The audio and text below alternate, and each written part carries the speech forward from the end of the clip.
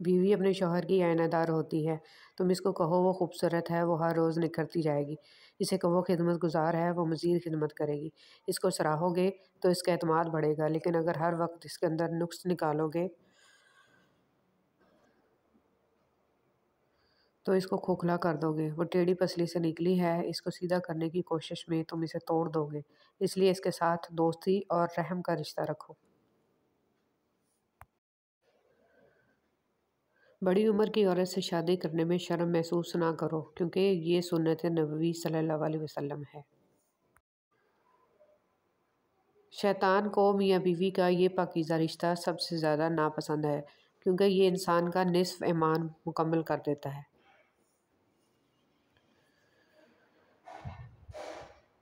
جو مرد ہر وقت لڑائی جھگڑا کرتا ہے اسے توجہ کی ضرورت ہوتی ہے۔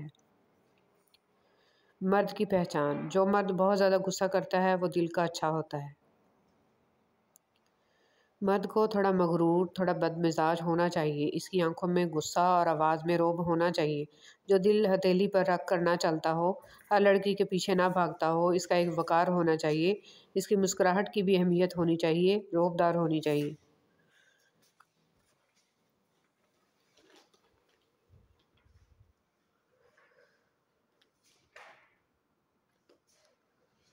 کہتے ہیں انسان جس کو اپنی پہلی محبت کا دکھ سناتا ہے وہ دوسری محبت اس سے کر بیٹھتا ہے۔ جن سے محبت کی جاتی ہے انہیں چھوڑا تو جا سکتا ہے، بانٹا کسی قیمت پہ نہیں جا سکتا۔ جو ہر وقت موبائل میں لگا رہتا ہے وہ آپ سے بیزار ہوتا ہے۔